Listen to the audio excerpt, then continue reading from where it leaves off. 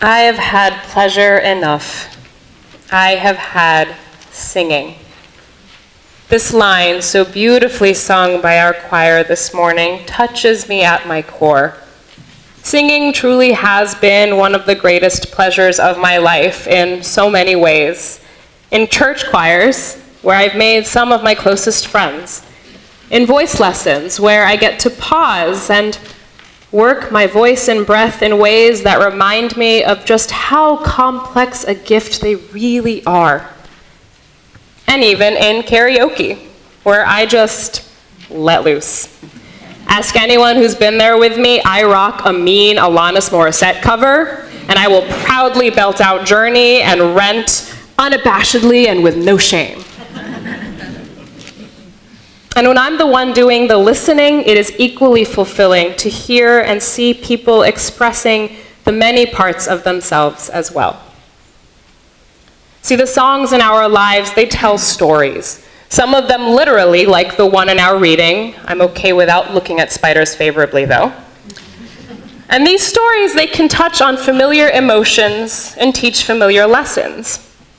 For those with a musical palette that goes beyond our childhood favorites, operas are a classical example of songs that tell a feature-length story, engaging listeners' hearts and minds across language barriers through song.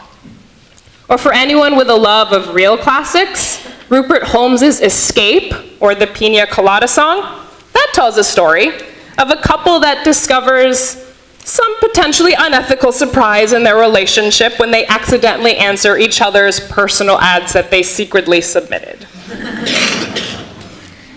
The use of songs to tell stories is an age-old practice, one that we find not just in pop culture, but throughout human history and religion.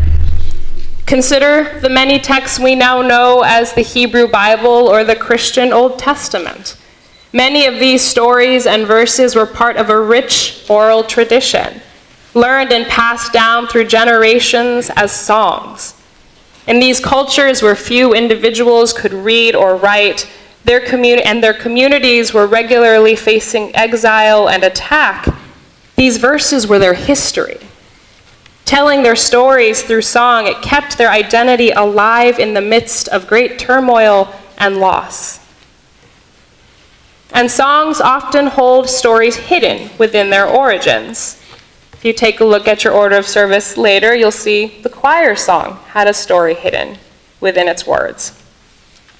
And many of us might know that the African American spiritual Swing Low, Sweet Chariot also has a story between its notes and lyrics. One of its origin stories suggests that it was one of the several songs used by enslaved blacks and Africans to give updates about the Underground Railroad.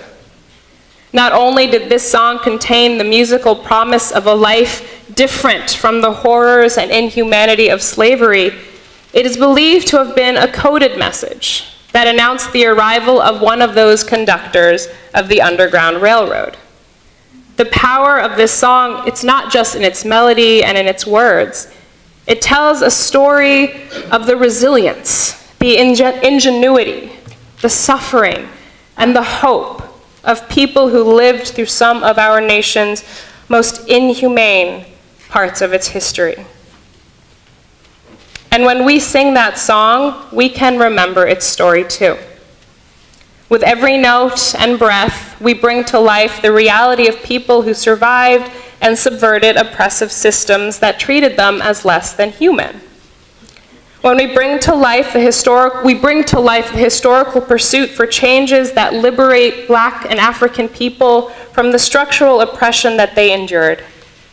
And we bring to life those voices that believed another world was possible. When we sing Swing Low, Sweet Chariot, we sing not just of the afterlife heaven, but of a heaven that can be achieved in the here and now. We bring to life its creator's reality and their perseverant search for change in their lifetime. And we take on the responsibility of listening to and following the voices that seek similar changes in our own lifetime. When we sing Swing Low, Sweet Chariot, we bring to mind not just the memory of slavery in the past, but the awareness of racism that takes on new forms in the present. We connect to a history that reminds us that achieving freedom for all means acknowledging the places in our world where we need to make significant changes. When we sing this song of perseverance and subversion, we commit to supporting efforts that resist the world as it is for the world that is possible. Past efforts like the civil rights movement of the 60s, and present ones like the Black Lives Matter movement that started in 2012.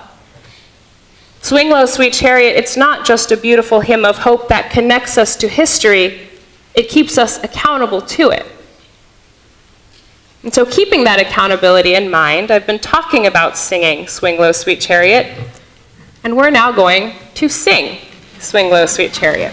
So you'll see in your order of service our congregational song, and the first verse is Swing Low, Sweet Chariot. So I'm going to get us started, and you can join me in that verse. Swing low, sweet chariot, coming for to carry me home. Swing low, sweet chariot, coming for to carry me home.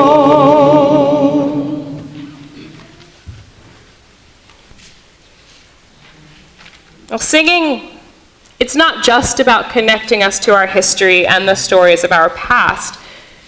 It also helps us express who we are as individuals and communities in the present. Songs can be written to express a certain community's identity in ways that no written mission could.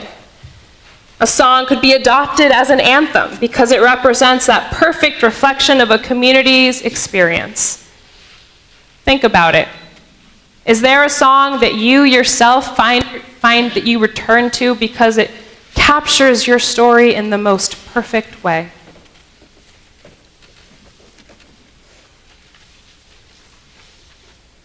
This past Friday, I attended the Rainbow Community Center's Crab Feast fundraiser. Now, I'm a vegetarian, so I wasn't really there for the crab, so I was glad there was pasta. Now, in the early part of the evening, the organizers put together a playlist of songs to keep the energy high and the mood celebratory. I couldn't help but notice, at one point there were at least 3 Lady Gaga songs playing back to back. After lamenting the cliche and wishing for a change of artist, I tried to appreciate that moment. For some in the LGBTQ community, her music serves as an expression of the joy and pride that is so often denied these identities. Cliched or not, her songs have served as anthems of self-celebration and self-love in the face of hate. But perhaps the most poignant musical moment of the evening occurred when a young artist debuted her original song that she had specifically composed for that night.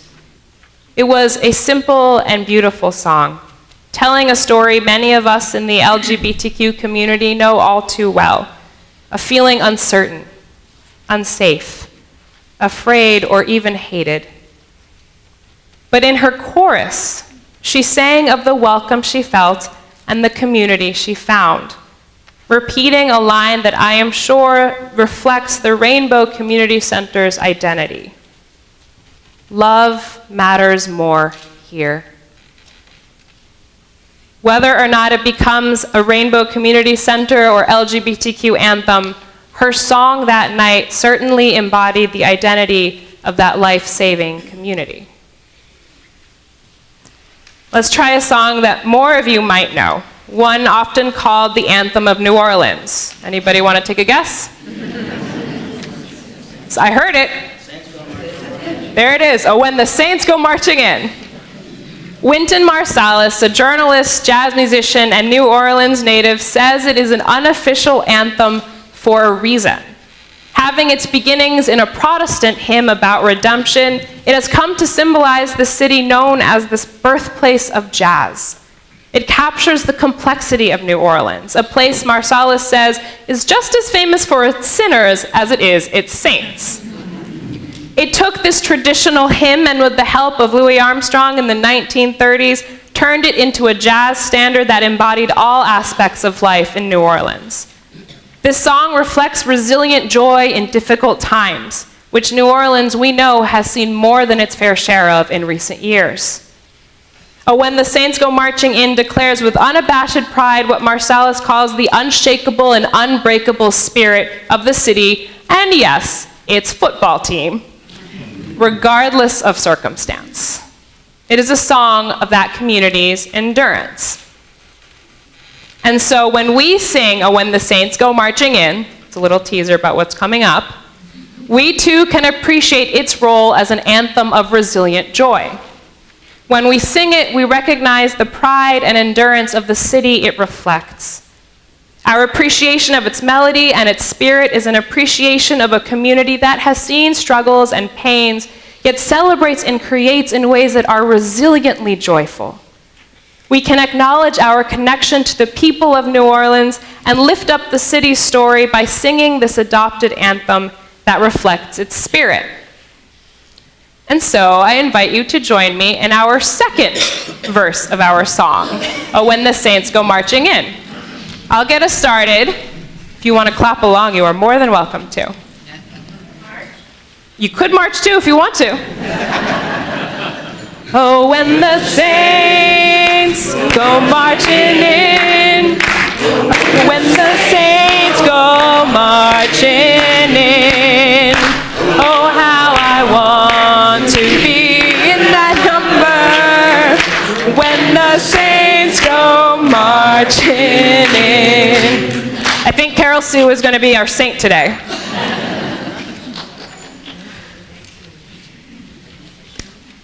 So I've been talking a lot about specific songs and what they contain, but what about the very act of singing that I've been forcing you to do this morning? Does that have an impact on our spirits, bodies, hearts, and minds, regardless of the content? You know I wouldn't ask that question if I didn't think it was true. With its physiological and psychological and communal effects, singing is a radically transformative act. Physically, our entire body is involved in the activity of singing. From that very first breath, one that is deeper and more intentional than we typically inhale when we are talking, our body is changed. In controlling the air we release to produce and sustain the notes that we are singing, we shift the muscles in our ribs and our back and our abs. You don't have to go to the gym anymore if you sing. And that, I use that as my excuse. And that pleasure referred to in our musical offering, that's the endorphins and oxytocin that is released in our brain as we sing, alleviating feelings of stress, depression, and loneliness. When we sing, we literally send vibrations and set off changes all throughout our body. We actually transform our physical selves. And singing is not just an act of self-transformation, it's an act of empowering creation. Just as our bodies are changed by singing, so is our environment, changed by the melodies and the notes we produce. We literally put parts of ourselves out into the surroundings, touching them with the air and vibrations we intentionally produce. We shift spaces with our songs, creating movements that did not exist just moments before.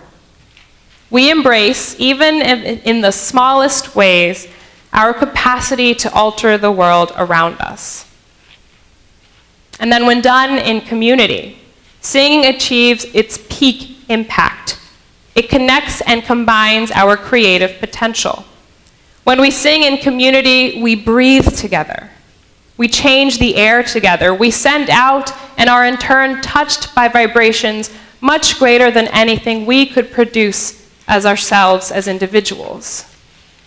When we sing in community, we simultaneously join and create a new collective rhythm.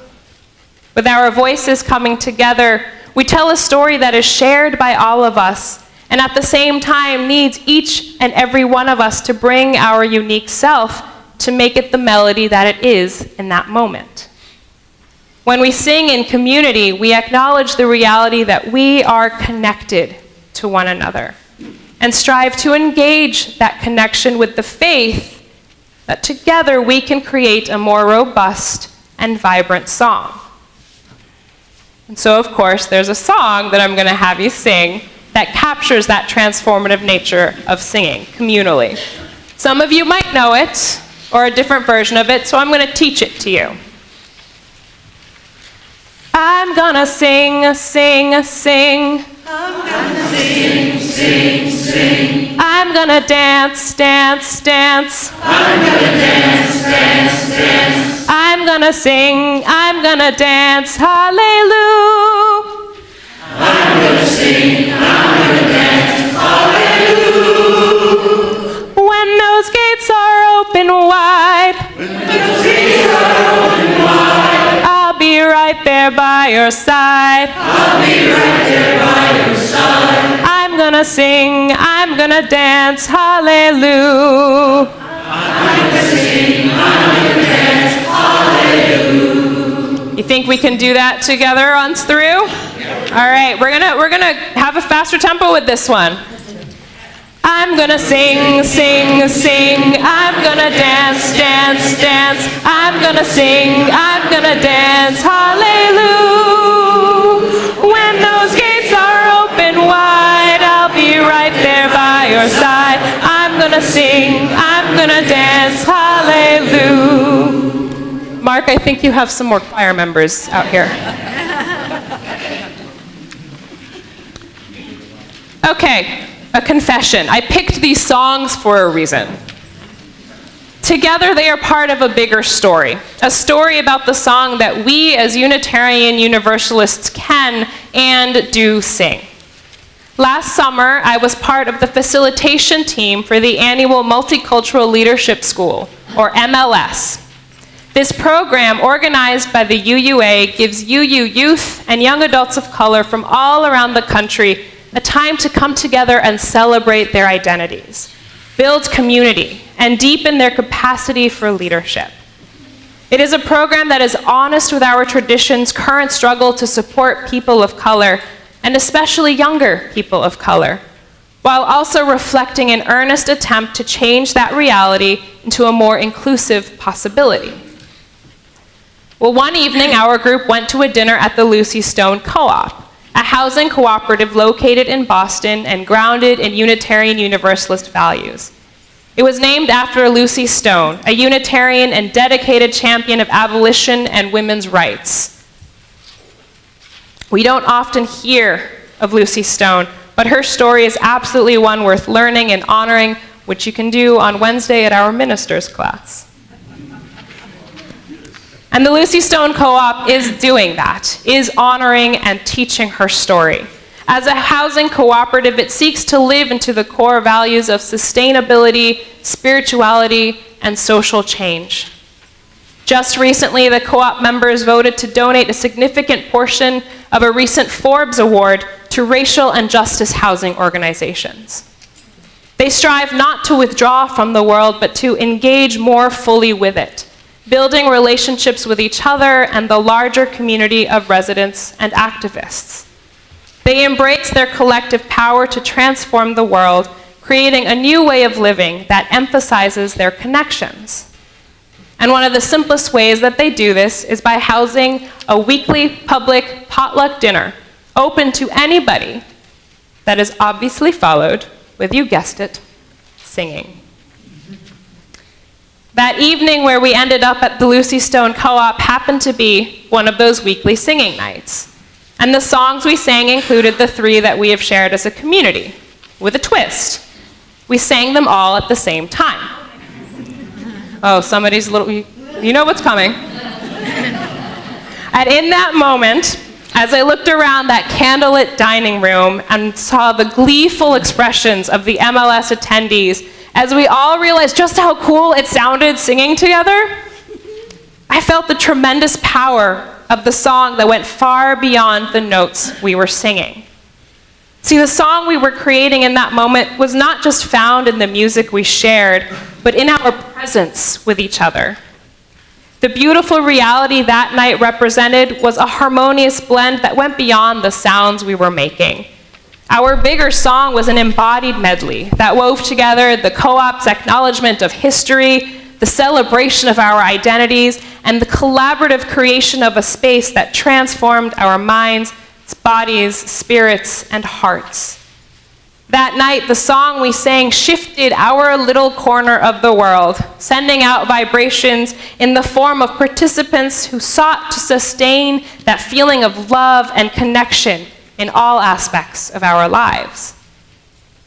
Like the Multicultural Leadership School and the Lucy Stone Co-op, we too are comprised of a medley of histories, identities, and creative potential. With our presence and our intentional gathering as a faith community, we too embody a necessary song that shifts our little corner of the world and sends out those vibrations that transform our greater society. We sing this song every Sunday when we make the choice to come together in worship. We sing this song every time we move past the temptation to make assumptions and build a relationship with someone who we think is too different from ourselves. We sing this song every time we donate to immigration justice, attend rallies for racial justice, sign petitions for economic justice, or volunteer with communities and organizations providing housing and food for those experiencing homelessness. We sing this song every time we let our hearts and minds be opened by the voices leading movements that we're not sure where we fit. We can and do sing this song in our everyday lives, simply by listening a little more deeply, living a little more gratefully, and loving a little more inclusively. Here in this community, we sing a necessary song that touches lives within and beyond these walls. And we change our world act by act, note by note, breath by breath. We sing a healing song, a loving song, a truth-telling song, a welcoming song, a faithful song, an ever-changing song that holds all of who we were, are, and hope to be. We embody a beautiful and complex medley of stories and dreams. And it begs the question, how can we keep from singing?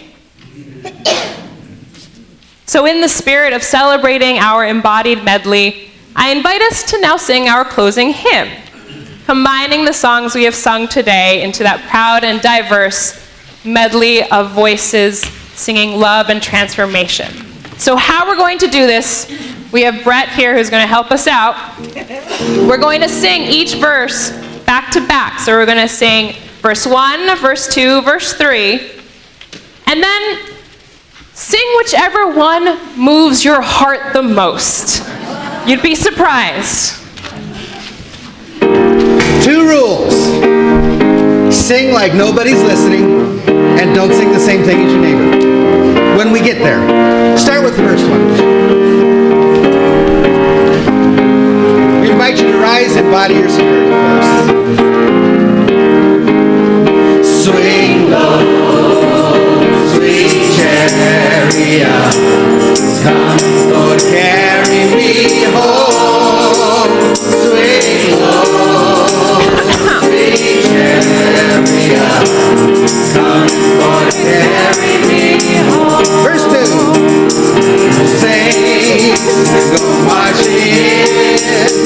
Oh, when the saints go marching in. Oh, I want to be in that number. When the saints go marching in. Verse 3. I'm gonna sing, sing, sing. I'm gonna dance, dance, dance. I'm gonna sing, I'm gonna dance. Hallelujah. When those gates are open wide, I'll be right there by your side. I'm gonna sing, I'm gonna dance. Hallelujah. You pick it. Here we go. Sweet love, sweet chariot, Lord, carry me home.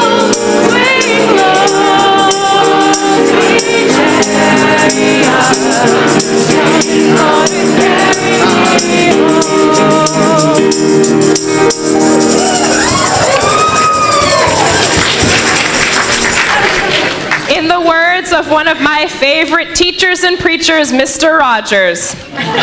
You each have a different song to sing. When you sing together, you make one voice. That's true of all endeavors, not just musical ones. Let us go out into the world and sing our medley of songs of love and transformation together.